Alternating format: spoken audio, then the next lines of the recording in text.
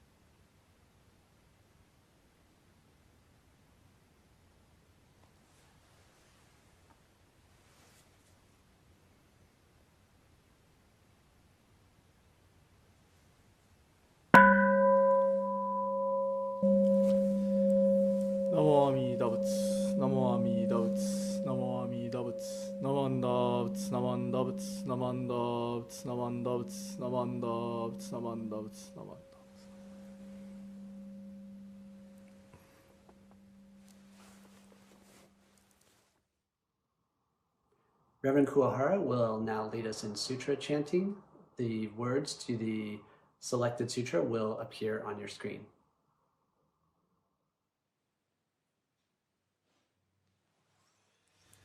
Namandavts, namandavts, namandavts, namandavts, namandavts, namandavts.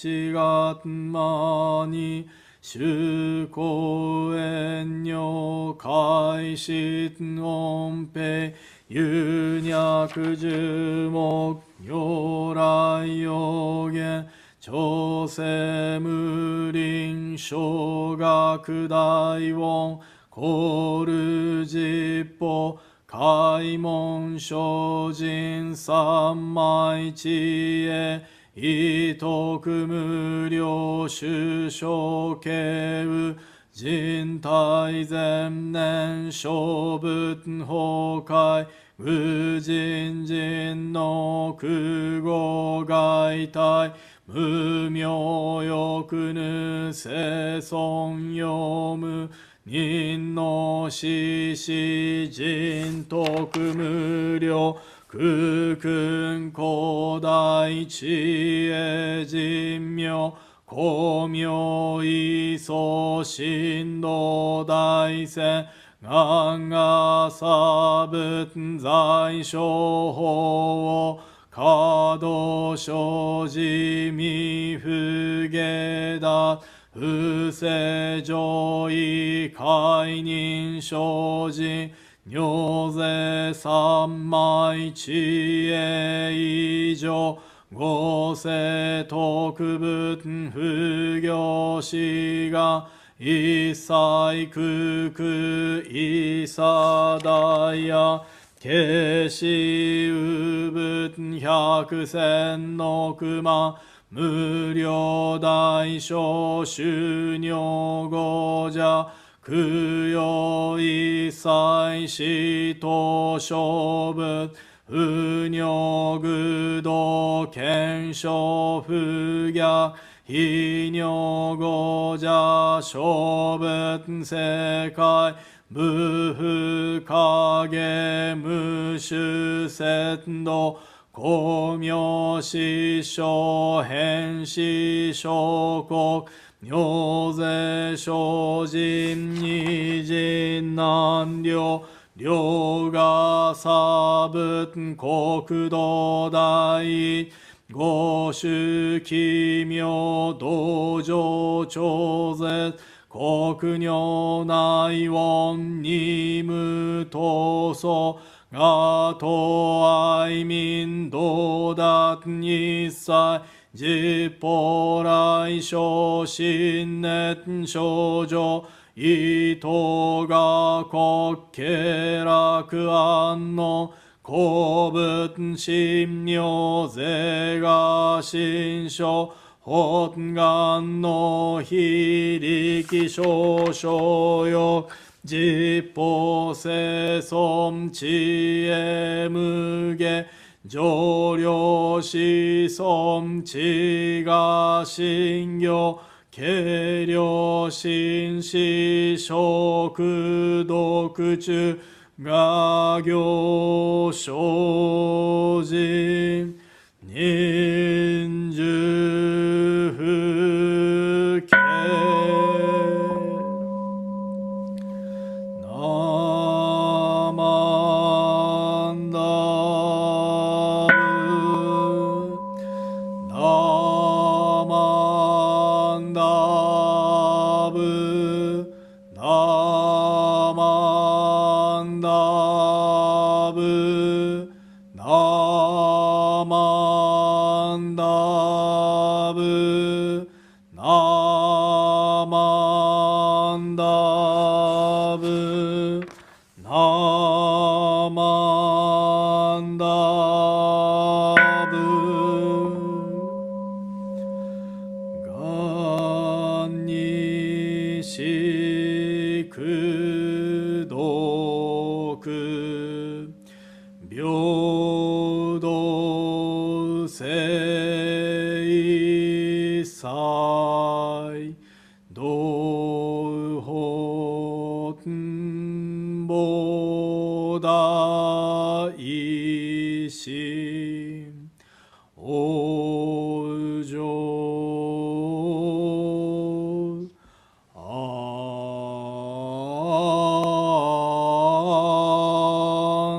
楽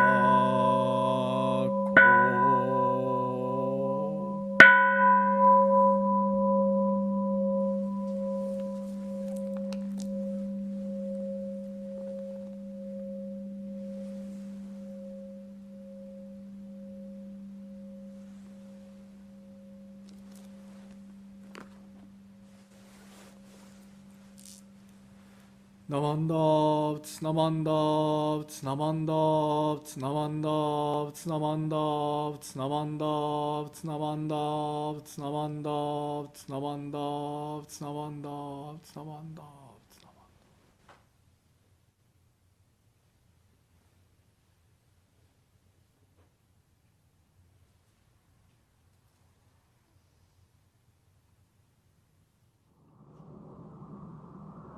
Please join us as we sing today's gatha selected by our music team.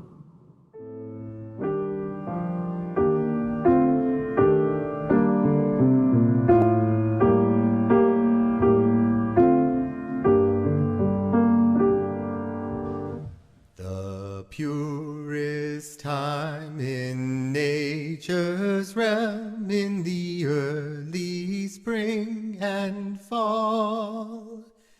These are the days when hearts of life become one with self and all. In the spring, the gentle breezes, most sustaining way, lifts our longing spirit beyond the toils of life. The purest time in nature's realm, in the early spring and fall. These are the days when hearts of life become one with self and all. The autumn sky, its golden haze, its radiant splendor, tells our surging heart the flow of nature's ways.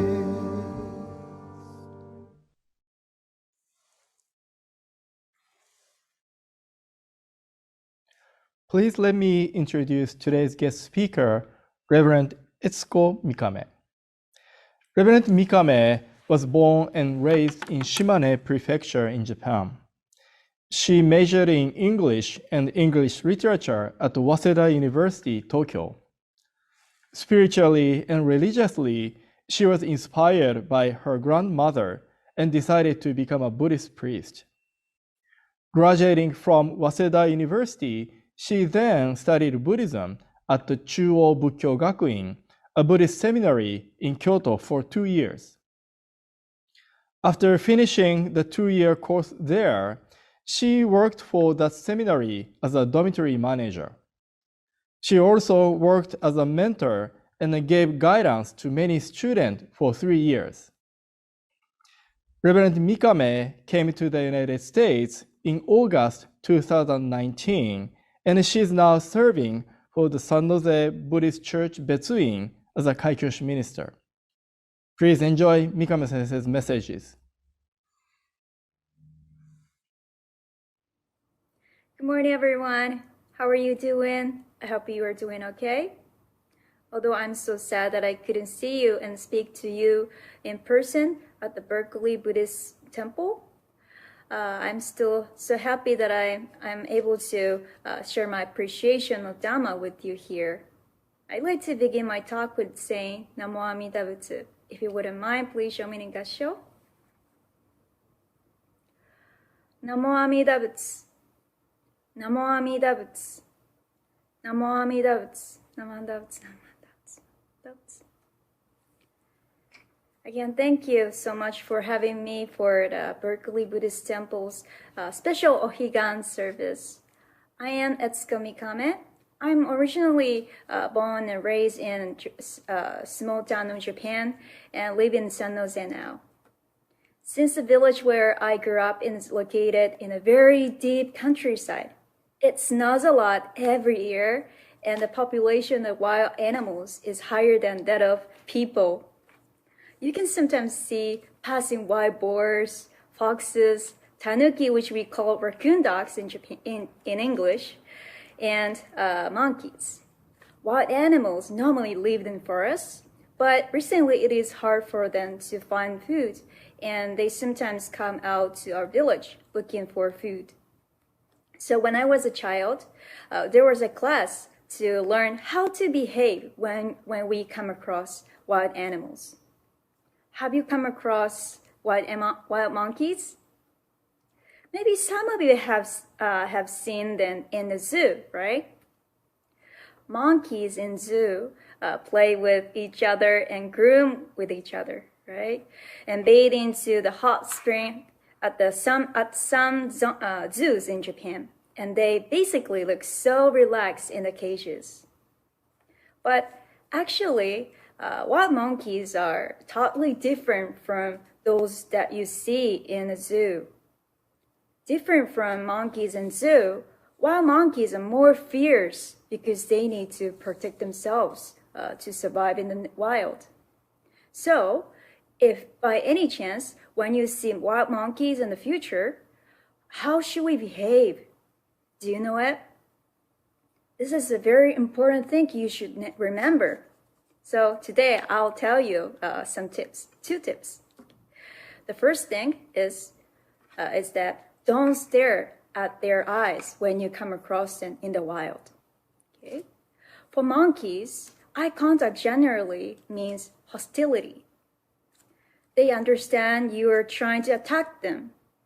So on the other hand, monkeys who are used to being seen by humans at the zoo don't mind, even if the human looks at them directly. But remember, wild monkeys are very sensitive. The second thing is that when you see a monkey raising their eyebrows like this, and it's staring and opening its mouth to show its teeth, or its lips protrude to form round mouth like this. Be careful. They're not trying to kiss you. They're threatening you. If you accidentally glare at the wild monkey in the nature and lost the time to take your eyes off, don't suddenly look away. Keep your eyes on it and slowly move back. Okay? They never actively try to make eye contact from their side, from our side, because it's necessary for individual monkeys to survive in the wild. And it is sometimes necessary to fight over their territory or their own territory and food with other monkeys, even with their own family. On the other hand, making eye contact with each other is very special for us human beings to build a good relationships and confidence with someone. So, eye contact is a sign of trust between humans. Where and how did you learn to make an eye contact when you talk to someone? Maybe we might have been almost the same with monkeys when we were just born into this world. We were born in this world without knowing anything in the beginning. We didn't know how to walk, how to eat food by ourselves, and how to speak. So when you get hungry, when you feel uncomfortable, we didn't originally know how to tell our feelings and anxieties to our parents. All we could do is just cry. Every time we cry for help, I believe there are always our parents, grandparents, brothers, sisters, and teachers to take care of us and calm us down. And I believe they have naturally continued to tell us and wish us that we can rely on them through making eye contact with each other. So we have naturally learned it through the communications with our family, teachers, friends, and countless people who related to us. You can tell others that you're his or her friend, and you trust the person through your eye contact. That is what people around you wish for you. Who raises us makes a big difference. We are raised by other human beings, and we are grown up as human beings. We learn something new, such as speaking, writing, reading, and riding a bicycle with practice, and we are gradually getting smarter as a human. However, Have you ever learned how to get angry? Or has anyone taught you how to get greedy, how to be greedy? Maybe you haven't. I haven't. Strange enough, regardless nobody has taught us how to do it, we naturally know how to get angry and be jealous of others.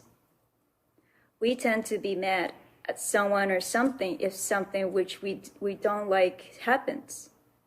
On the other hand, if we like it, we tend to want something which even others on.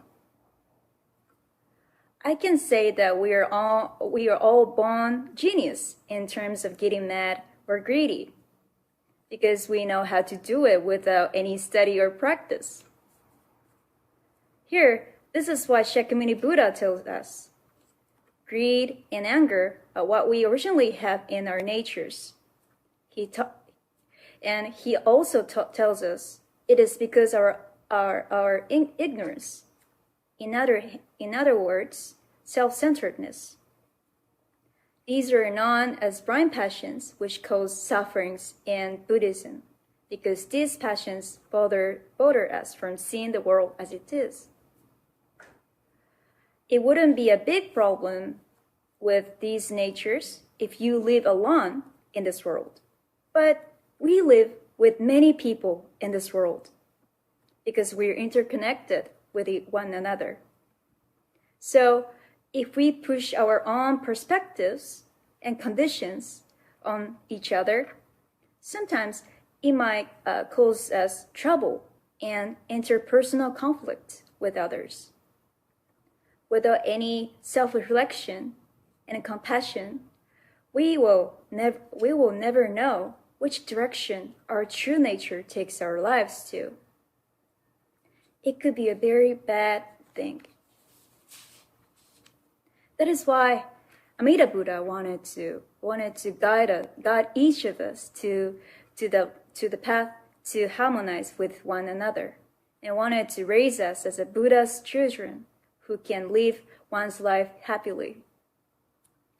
Looking back on our Nembutsu, Gassho, these are also what we learn from people around us, such as our parents, grandparents, teachers, and friends.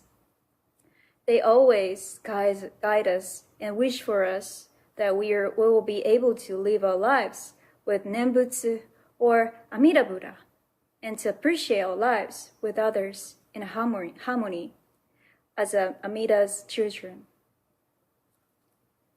Although we might sometimes lose our sight in our lives, or sometimes make conflicts with others in our lives, they wish for us to hear the Dharma and rely on Amida Buddha, which never abandoned us.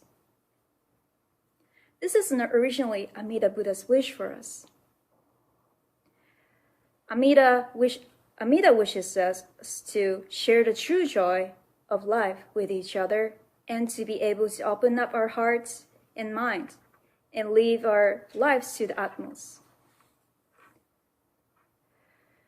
That is what Amida is telling each of us by inviting us before Buddha and saying Namo Amida Butsu and hearing Dharma. Once again, who raises us makes a big difference. We are fortunate that Amida Buddha and the people who appreciate his teaching raise us in Namo Amida Butsu. Ohigan is a precious opportunity to be mindful that we are nurtured by many people around us, and of course, Amida Buddha in our lives. I'd like to conclude my Dharma talk with Gassho. Join me, Gassho. Namo Amida Butsu. Namo Amida Butsu. Namo Amida Butsu. Namo Amida Butsu. Namo Amida Butsu.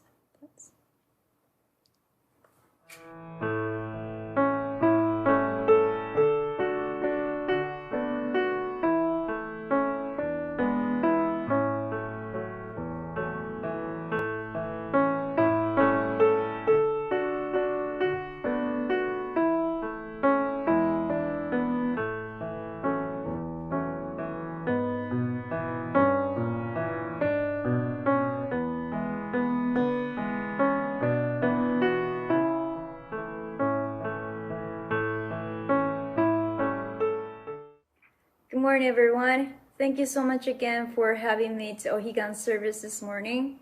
I'm so happy that I'm able to express my appreciation of the Dharma here. I wanted to see you in person, but unfortunately we still have restriction on gathering. So I'm recording this video for you from Sana's Buddhist Church Betsim. At the beginning of my Dharma talk, I'd like to share a wasan written by our founder, Shinan Shonin. If you wouldn't mind, please show me in Gassho. Seeing the sentient beings of the Nembutsu throughout the world, countless as particles in the 10 quarters, the Buddha grasps and never abandons them, and therefore is named Amida. Namo Amida Butsu, Namo Amida Butsu, Namo Amida Butsu, Namo Amida Butsu, Namo Amida Butsu. Thank you. So today we are here to observe Ohigan service, the equinox day service. The Ohigan is a special Japanese traditional season. O means the honorific to the special season. Hi means that. That's other side, the other side. And gan means shore or beach. On the other hand, our world, this world where we are living, is called shigan. Shi means this side, and gan means shore or beach. When we see the world of Ohigan on the other shore of this world, Ohigan means the world of enlightenment, which seems to be far from our world, Shigan. Also, Ohigan or equinox is a day that tends to cause us to reflect upon the nature of the day and night. It motivates us to think on the nature of day and night because, as I said earlier, the equinox is one of the 2 times in the year when the daylight hours and nighttime hours are equal. So the Buddhist tradition regarded this time of year as a time of harmony and balance. So it is a day of perfect balance. So I believe it is always a great opportunity to hear the Dhamma, but especially the Ohigan is a perfect season for us to relax ourselves and hear the Dhamma, to cultivate our minds and hearts in a comfortable weather. Lending our heart to the world of Ohigan, the world of enlightenment, the Pure Land, we will be able to be mindful where we are, how we live here and now. In Jodo Shinshu, we understand that Amida Buddha assures our lives to be born into Buddha in the Pure Land. So we understand the Pure Land as a realm where our lives are eventually born at the end of our life's journey, and our loved ones are waiting for us. The Pure Land is not only the goal at the end of our life's journey, but it is also the important symbol in our present life to guide us to liberation. Do you know the famous story called The Hare and Tortoise? Today, I'd like to talk about the Pure Land, or Ohigan, through this story. Long time ago, there was a hare and a tortoise. The hare was very fast and made fun of the tortoise, calling him slowpoke for being so slow.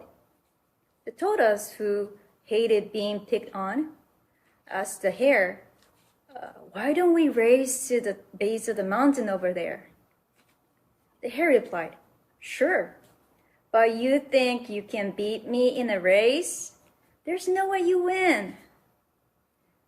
The tortoise then said, I may not disagree with you, but I might not deny that I have no fear of competing with you. The hare said, oh, really? So let's have a race and let's see who wins. The both agreed and prepared for the race. Ready, set, go! The hare dashed out in front, hopping up and down as fast as he could. He left the tortoise far behind. On the other hand, the tortoise slowly moved forward, 1 step at a time. The hare found a big tree along the road and decided to take a rest on the tree because he was so far ahead of the tortoise. After the refreshing nap, the hare woke up and said, "Oh, it looked like I fell asleep. Oh well, either way, the tortoise must still be way behind." The hare got up and headed toward the goal. Almost there. Huh! Although the hare had been sure he would win, he was very surprised to see the tortoise already at the finish line. Even though the tortoise was slow, he never stopped moving forward, even while the hare slept. The hare apologized to the tortoise and promised to never call him slowpoke again. What can we learn from this story? Don't be so careless. Don't be so careless, or don't slack off. You can learn from this story in many ways. Out of curiosity, I wonder why the tortoise decided to join the race at the risk of losing. If I were in the tortoise's place, I would never have entered the race. Imagine trying to race with Usain Bolt, who is known as the world's fastest man. You might think it's crazy. However, it is not a crazy quest. This story teaches us a very profound lesson from the standpoint of Buddhism. These two animals focused on different things when they were at the starting line. The hare focused on the tortoise. On the other hand, the tortoise focused on the goal. How different were their point of view? When the hare looked at the tortoise, he must have compared the tortoise to himself and thought, "I'm much better than the tortoise. There is no way I can lose." Since the hare became so arrogant, he underestimated the tortoise. If the tortoise focused on the hare, he would never have entered the race. The tortoise might have given up joining the race, but he focused on the goal instead. Put yourself in their shoes.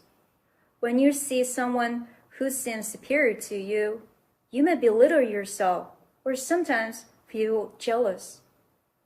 When you see someone who seems weaker or inferior to you, you might be arrogant. As long as you compare yourself to others, your feelings about yourself will swing between good and bad. Reflecting on the story again from the standpoint of Buddhism, we can learn another lesson that anybody might possibly behave like the hare or the turtle, depending on the situation confronting them. One's own ego is where the problem begins and ends.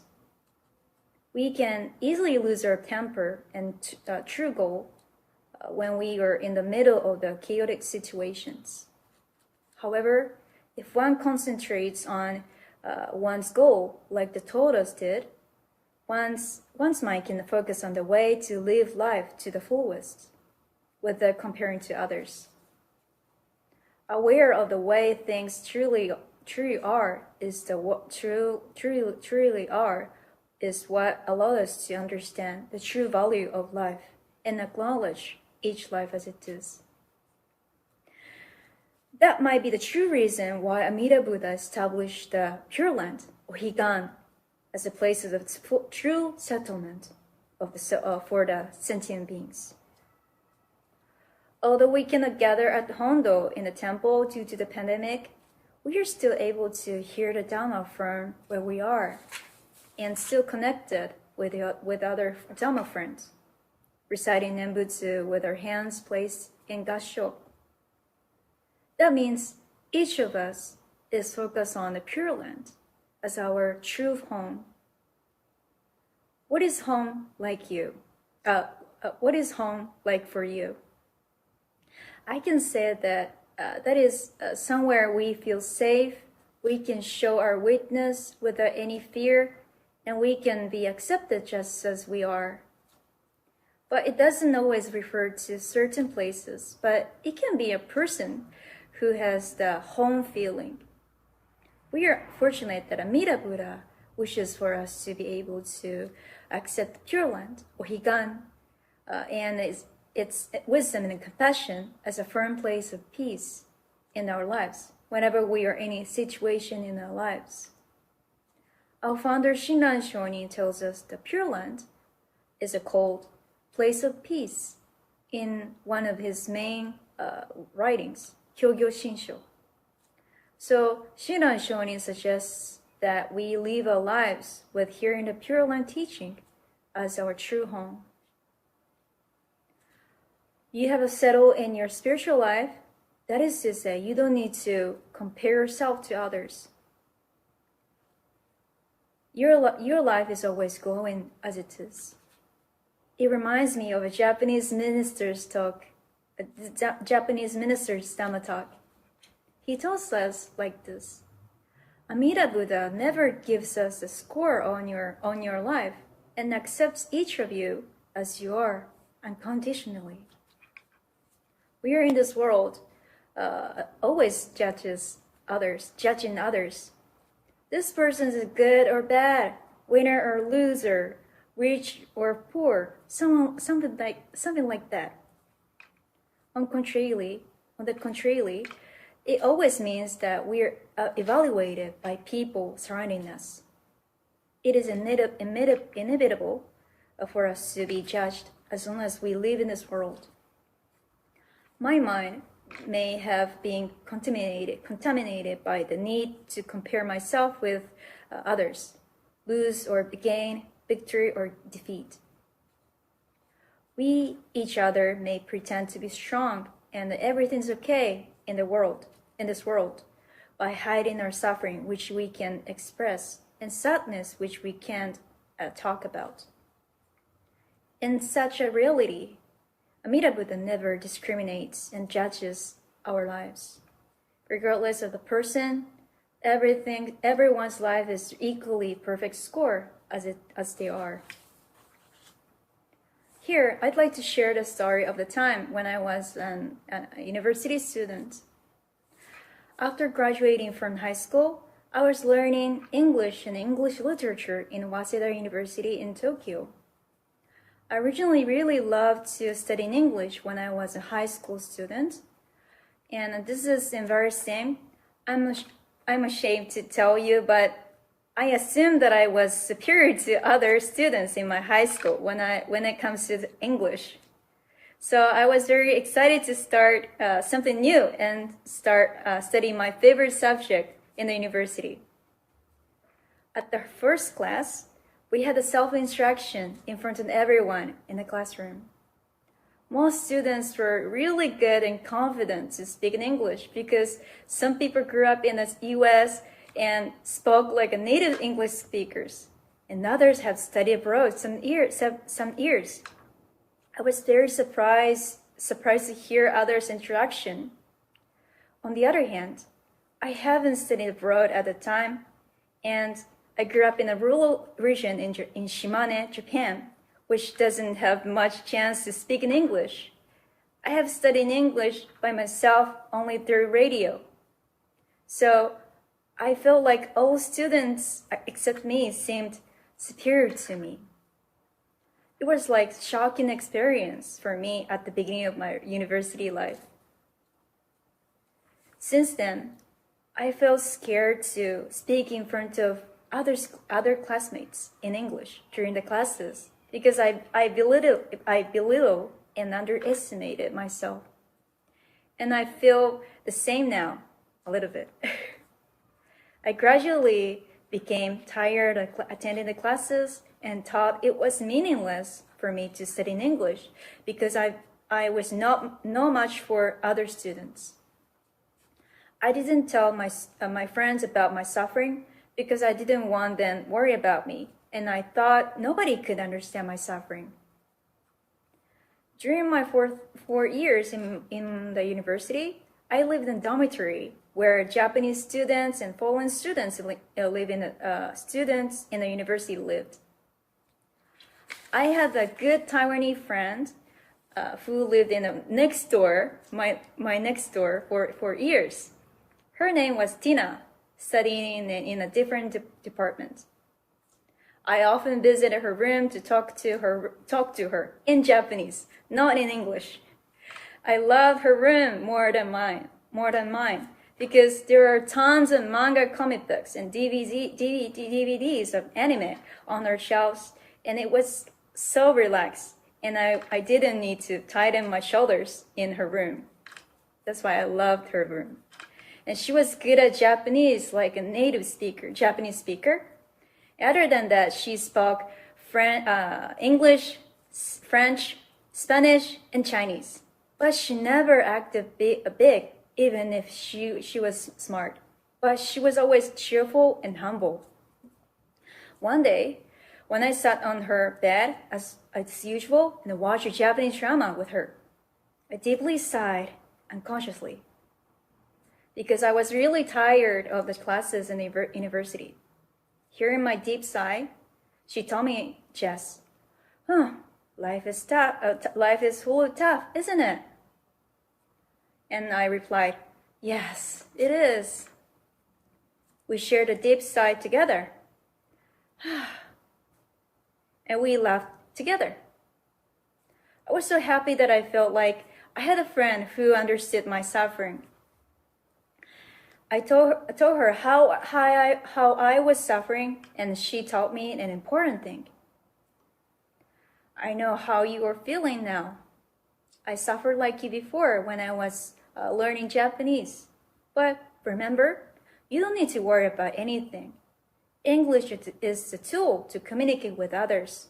It is natural that each person has a different level and ability.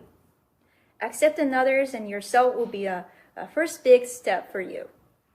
Take it easy and just enjoy the communication. Her words made me realize that I missed the most important point in terms of communication with others.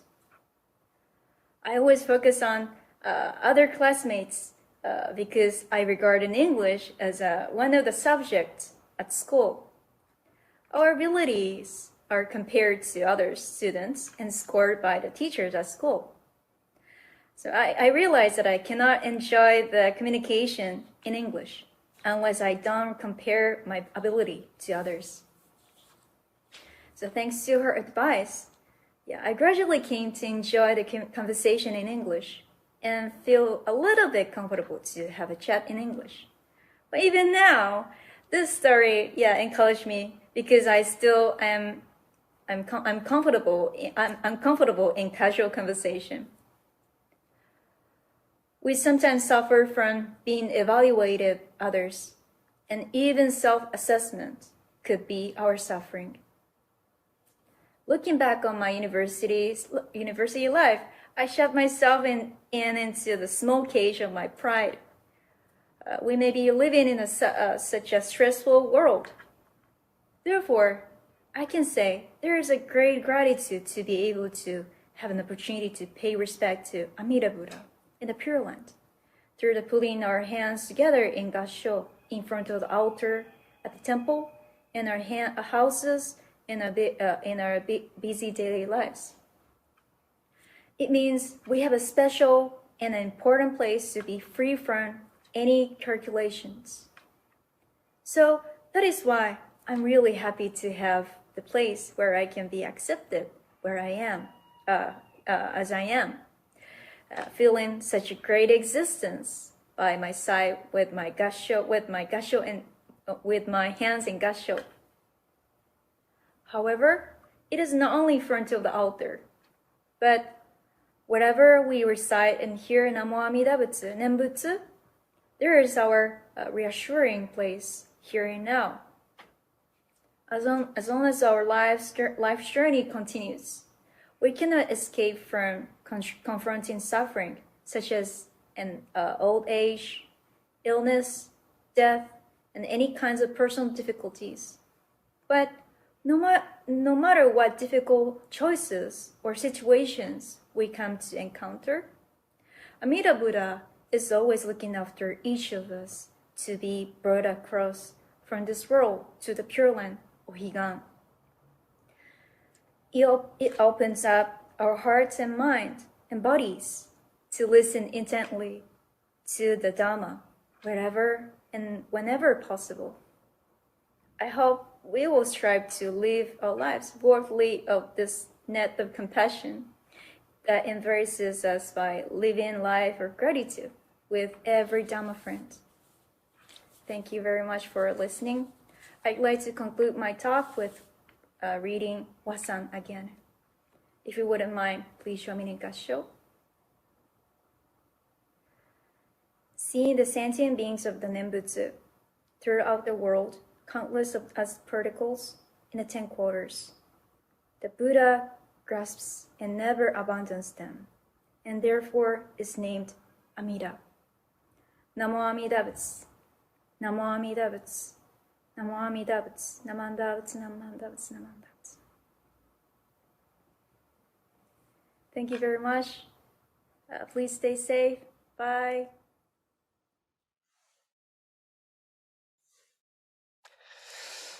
Thank you, Mikame Sensei, for wonderful messages and then joining our Ohigan service as a guest speaker. ありがとうございました。Thank you, Bradley and Myron, for the technical support to have today's virtual service on YouTube Live. ありがとうございました。And thank you, John, for monitoring a chat on YouTube. ありがとうございます。Thank you. And then thank you, Emiko-san and the BBT Music Committee for coordinating music gather for today's service. ありがとうございました。And then thank you, BBT Dharma School teachers, giving a class to our Dharma School student. ありがとうございます。Thank you very much. And then thank you everybody for attending today's service. ありがとうございました。Thank you very much. So now announcements are on the screen. If you can, please join us.